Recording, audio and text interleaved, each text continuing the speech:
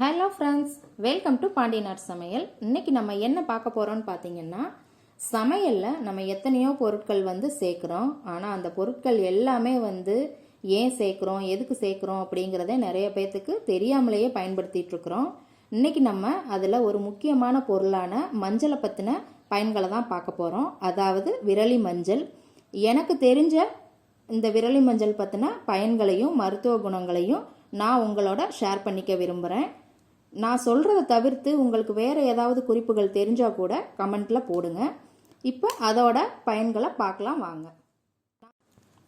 நம்ம இப்போது உணவுப் பொருட்களில் ஏன் சேர்க்குறோம் அப்படிங்கிறத பார்த்துடலாங்க. உணவுப் பொருட்களில் மஞ்சள் நிறத்தை கொடுக்கும். அந்த கலரை கொண்டு வர்றதுக்காக தான் மஞ்சள் யூஸ் பண்ணுவோம். அதுக்கப்புறமா அது ரொம்ப சுவையை கூட்டும் மஞ்சள் தூள். அதே மாதிரி காய்கறிகளை யூஸ் பண்ணுறதுக்கு முன்னாடி எப்பயுமே உப்பு மஞ்சள் கலந்த தண்ணியில் கழுவிட்டு யூஸ் பண்ணுங்க. அப்போ தான் உங்களுக்கு அதில் உள்ள பாக்டீரியாஸ் எல்லாம் இருக்காது.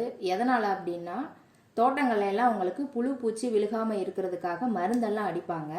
அதோட எஃபெக்ட் எல்லாம் இதில் கண்டிப்பாக இருக்கும். அதனால தான் நம்ம உப்பு மஞ்சள்லாம் போட்ட தண்ணியில் அலசிட்டு நம்ம யூஸ் பண்ணோம் அப்படின்னா நல்லாயிருக்கும்.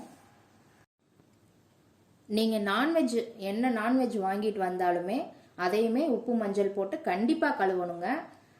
ஏன் அப்படின்னா, உங்களுக்கு அதோட கெட்ட வாசம் போகிறதுக்கே உதவி பண்ணுறது மஞ்சள் மட்டும்தான். அதை 2-3 டைம் நல்லா கழுவுனா மட்டும்தான் அந்த வாசமே உங்களுக்கு போகும். கண்டிப்பாக மஞ்சள் யூஸ் பண்ணி கழுவுங்க. நம்ம செஞ்சு வச்ச சமையலை ரொம்ப நேரம் கெட்டு போகாமல் பாதுகாக்கிறதே இந்த மஞ்சள் மட்டும்தான். அடுத்து நம்ம மஞ்சளோட மருத்துவ பயன்களை பார்க்கலாம்.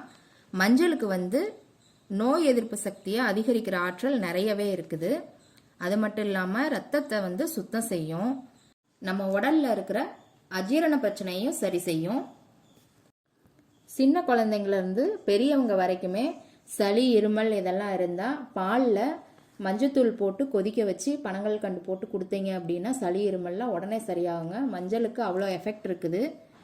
உடம்புல ஏற்படுற சின்ன சின்ன வெட்டுக்காயம், தீக்காயம் இந்த மாதிரியெல்லாம் இருந்தால் இந்த மஞ்சளை தண்ணியில் குழப்பி அதில் மேலே தடவி விட்டீங்க அப்படின்னா சீக்கிரமே குணமடைகிறதுக்கு வாய்ப்பு இருக்குது. வண்டு, பூச்சி, பூரான் இதெல்லாம் ஏதாவது கடிச்சிச்சு அப்படின்னா நீங்கள் டக்குன்னு முதலுதவியாக மஞ்சளை தண்ணியில் குழப்பி கடித்த இடத்துல தடவி விட்டுக்கோங்க. அதுக்கப்புறம் ஒரு 1/2 ஸ்பூன் மஞ்சளை தண்ணியில் கலந்து குடிச்சிட்டிங்க அப்படின்னா அதோட விஷத்தன்மையெல்லாம் கொஞ்சம் குறைய ஆரம்பிச்சிடும். நீங்கள் அதுக்கப்புறம் ஹாஸ்பிட்டலில் போய் ட்ரீட்மெண்ட் எடுத்துக்கலாம். மஞ்சள் கலந்த பாலை தினமும் குடிச்சிட்டு வந்தீங்கன்னா சர்க்கரை நோயவே கட்டுப்படுத்துங்க. அதே மாதிரி மூச்சு குழாயில் சுத்தம் பண்ணுறதுக்கு மஞ்சள் ரொம்ப உதவியாக இருக்கும்.